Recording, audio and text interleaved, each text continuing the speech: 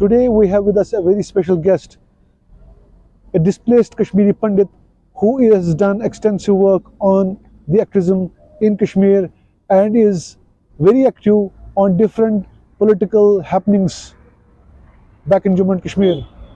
He is someone who was a former banker, now fully involved into Kashmir and its different aspects.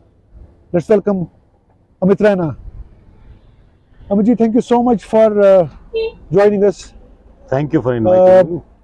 You have done, there's a lot of transition that has happened in your life from being, in Kashmir to going to Jammu and to Delhi. Tell us something about that. Yes, getting uprooted from home is not an easy thing, and I've always tried to stay connected with the roots, and probably that is what brings me back home quite often and regularly. And then I have seen what the state has gone through in the last 30 years, 33 years, especially on the front of separatism and terrorism, and how has that impacted people across the societies, across the state, whether it was the displacement of Kashmiri Hindu or the sacrifices of people living in Kashmir, facing the terrorism, and especially the Jammu and Kashmir police.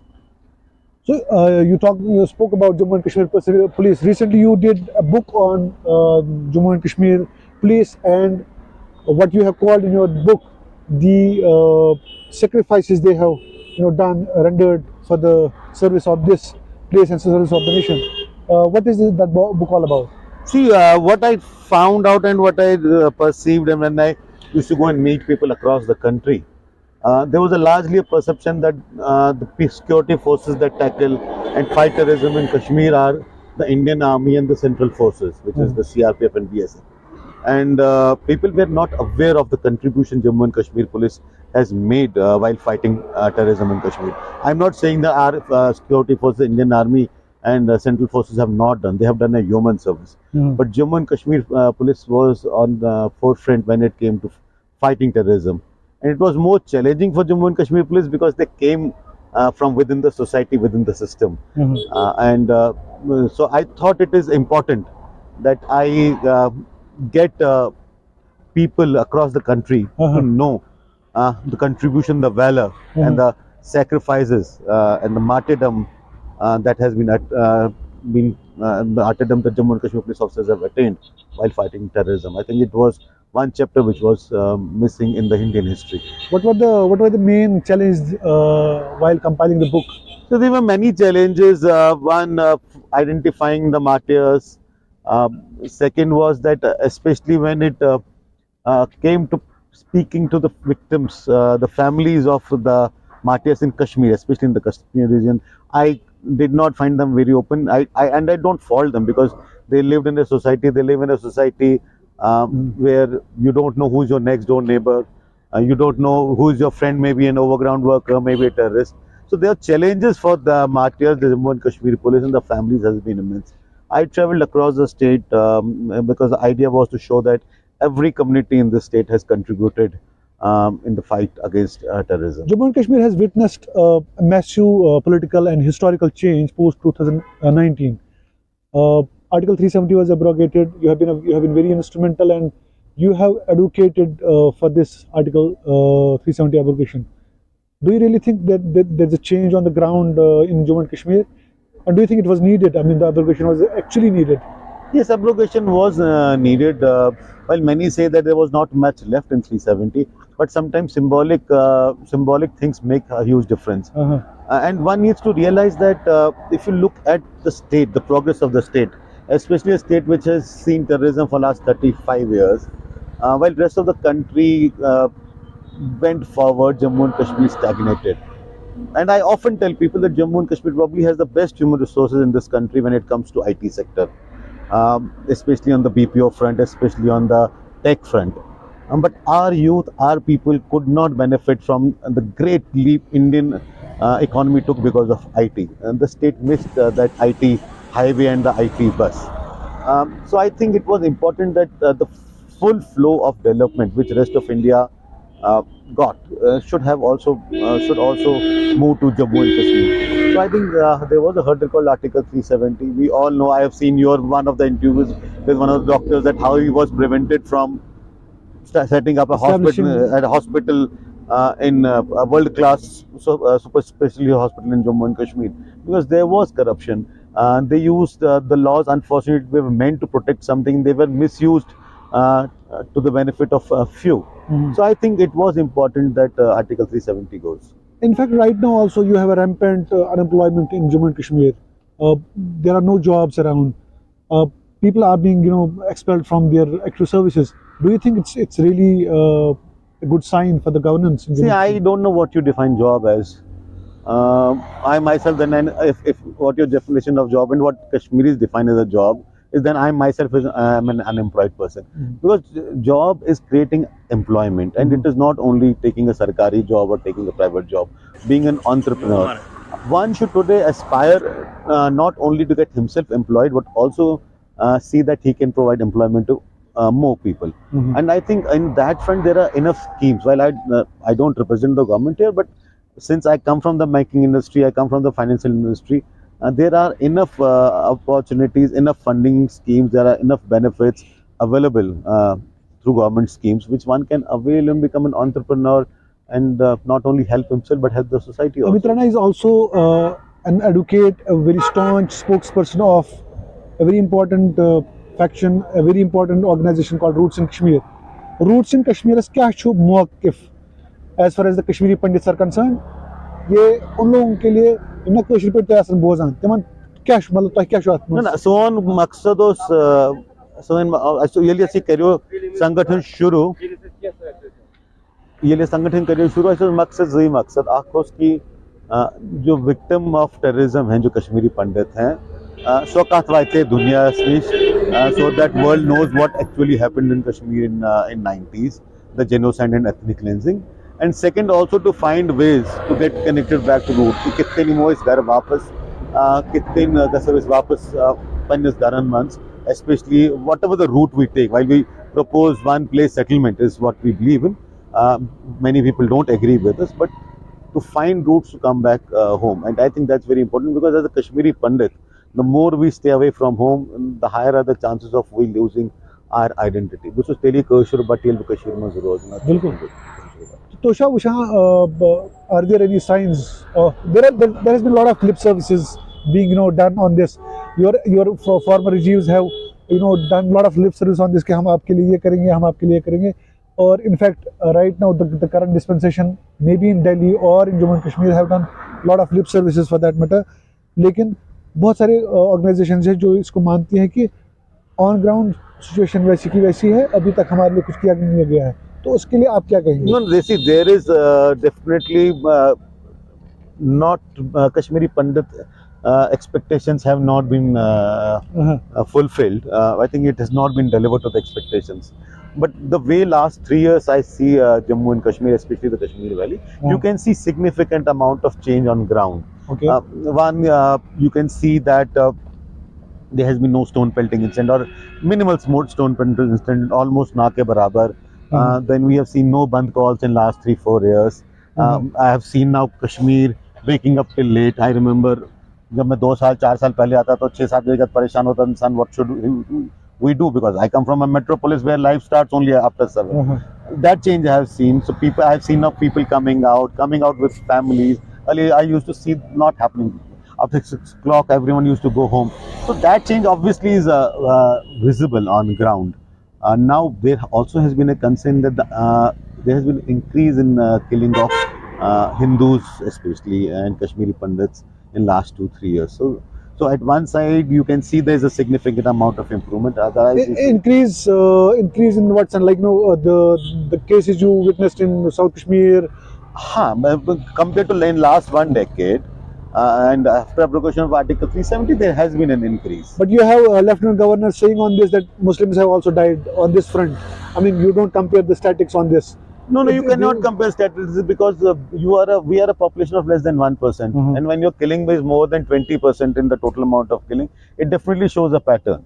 And killings are not statistics. It is the responsibility of the state administration to ensure minority protection, because it is for them to prove that Kashmir believes in plurality of people. It believes that it is cosmopolitan in nature.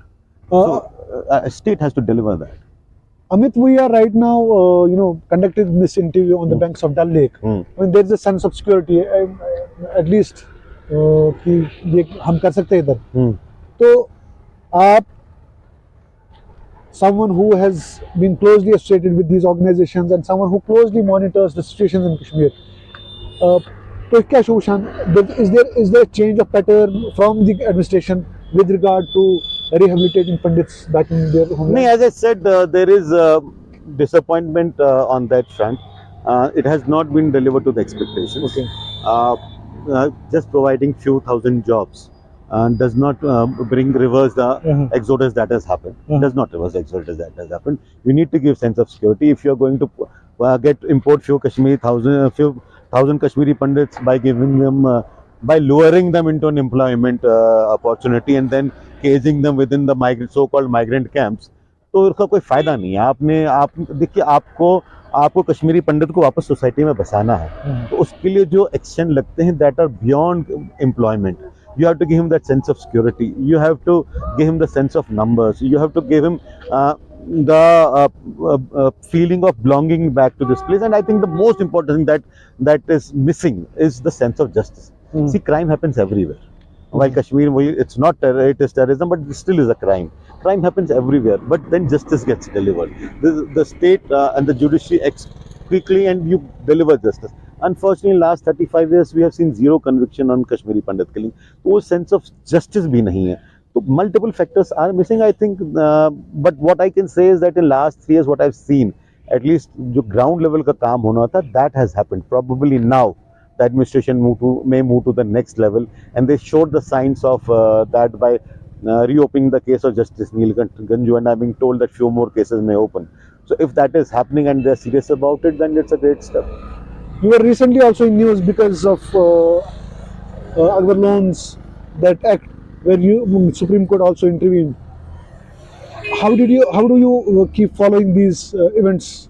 See, since I was quite actively involved with 370, we were party to abrogation of a writ petition filed by Charu Ali Khanna on abrogation of Article 35A, because we found it to be violating multiple fundamental rights, which the Chief Justice of India also agreed upon. And then 370 was the root cause of it. So we have been following it. And when we went to Supreme Court, we wanted to prove to Supreme Court, or we wanted to inform the Supreme Court. Proving is the wrong word. We wanted to inform the Supreme Court about the credentials of people who want restoration of Article 370.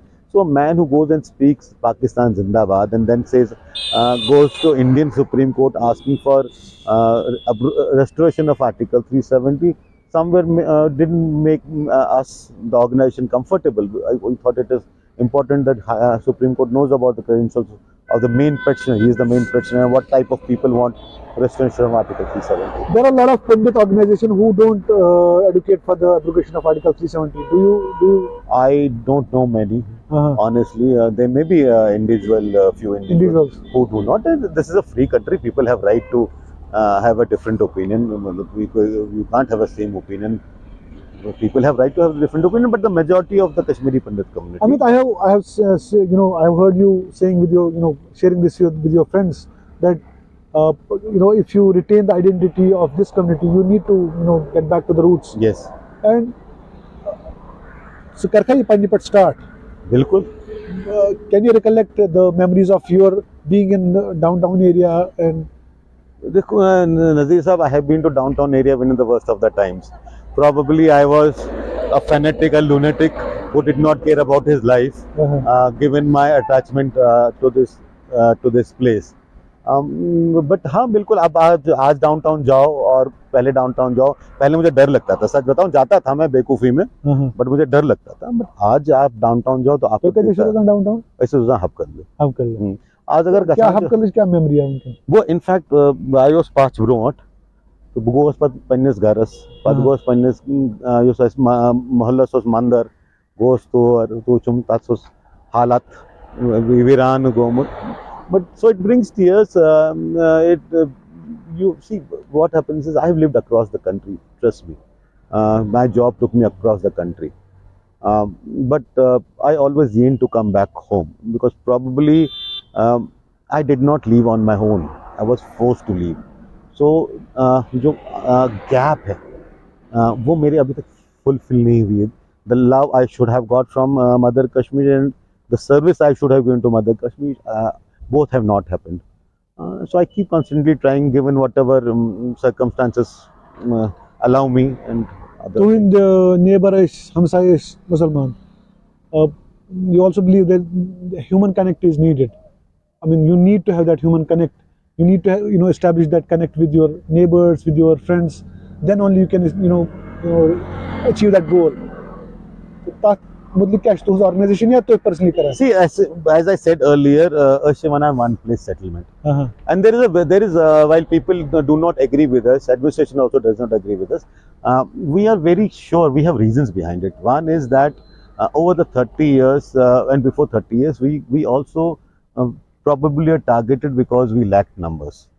Okay, so you had Vandama, entire Vandama wiped out in one night because there were only 27 Kashmiri Pandits living.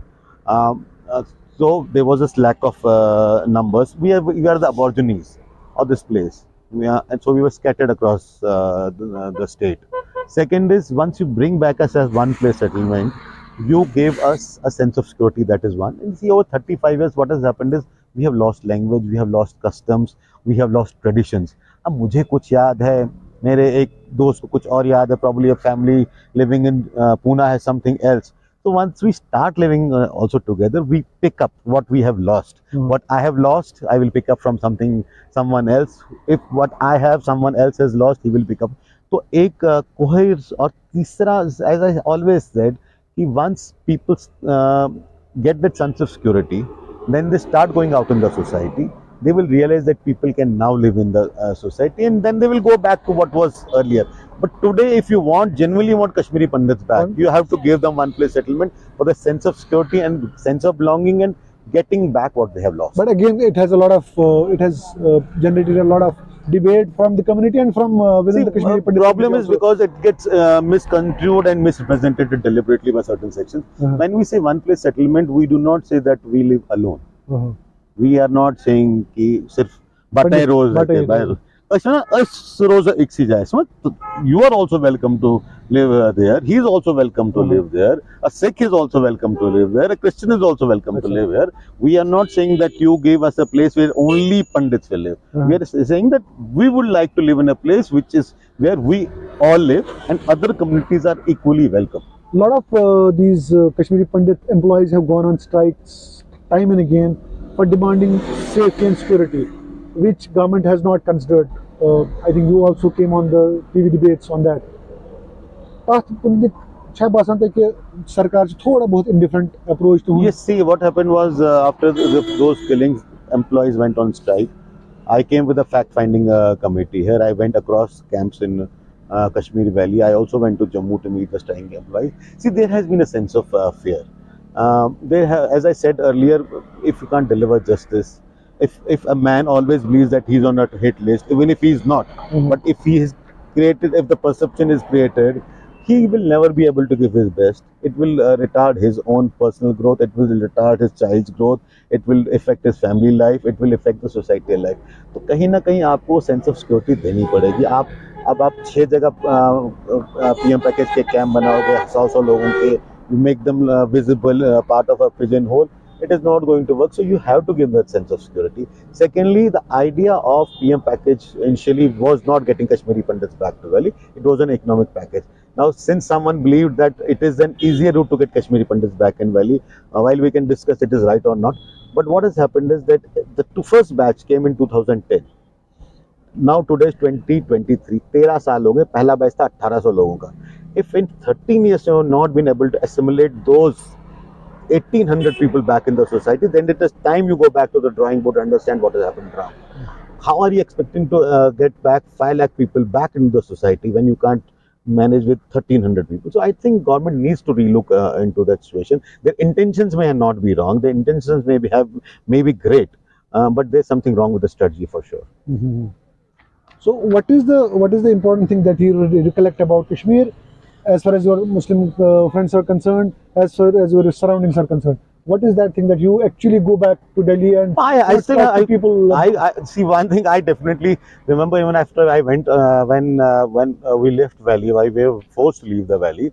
One thing which I left with was that the empowerment women had here. That was definitely one thing, and I proudly used to say कि चाहे कश्मीर कैसा भी हो, हमारी औरतें हमेशा powerful थी. Unfortunately, I have seen that going in a reverse. And I've seen in my own family, I've seen in Muslim families, my buas, my elder sisters, my masis, they were all employed as doing as well as their husbands, probably in some cases better than their husbands. And it was across the Muslim families also. Women were encouraged to study. This probably was one of the few states in this country which gave free education to women till graduation level. Absolutely. So there was importance on education, which I have seen in last 25 years, while rest of the country excelled, we did not. Probably, as I said earlier, the terrorism was the root cause of it.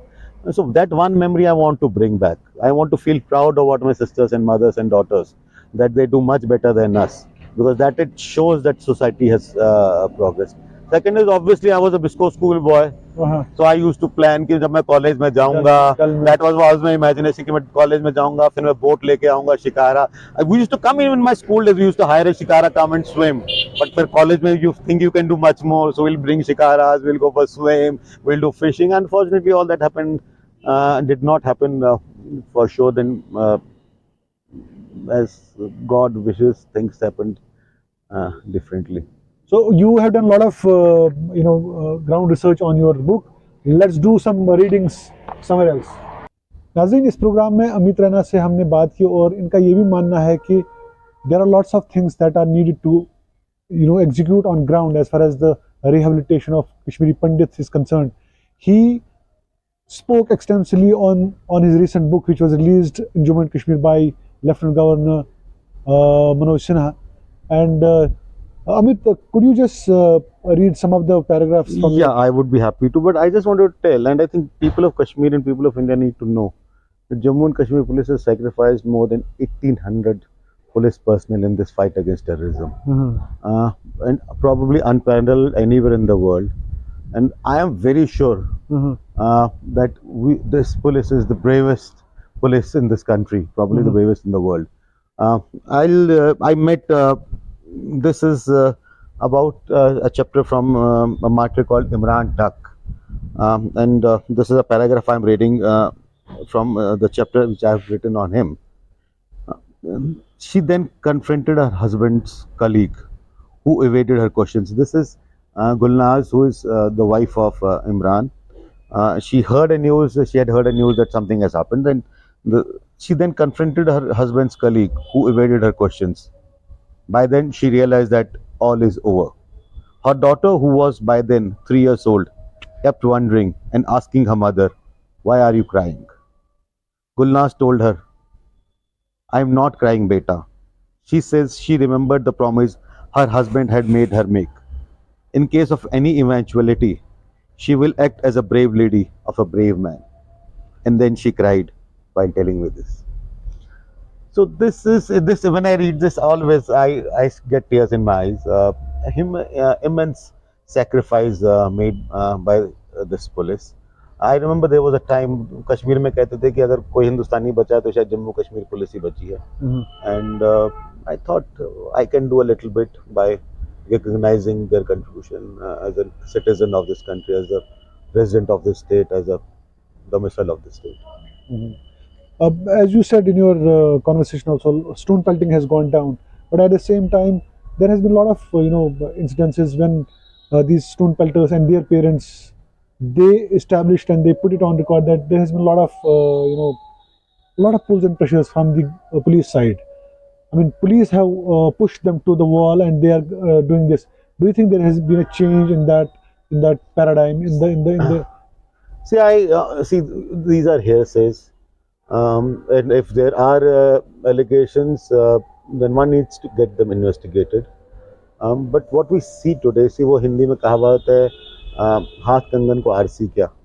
So what we see today is definitely a change. There's a paradigm change, probably in the way the police also functions today, because the society today is trying to change itself. I think the people of Kashmir have also realized the futility of last 30 years. I think we are also fed up with dead bodies we see.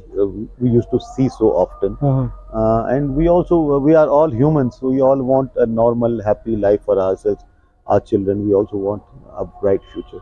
At the end, I would like to ask this question to you, especially since you are the one supreme advocate of this Article 370 abrogation. When you heard this news for the first time on the TV set, or maybe someone called you, what was your reaction? It's a very interesting story. I was unwell and I was being moved into an operation theatre. And the doctor came to me and said, the anesthetist came to me and said, the surgeon has told me to tell you a special news before we go into anesthesia. Article 370 has been abrogated. And then I was given an injection.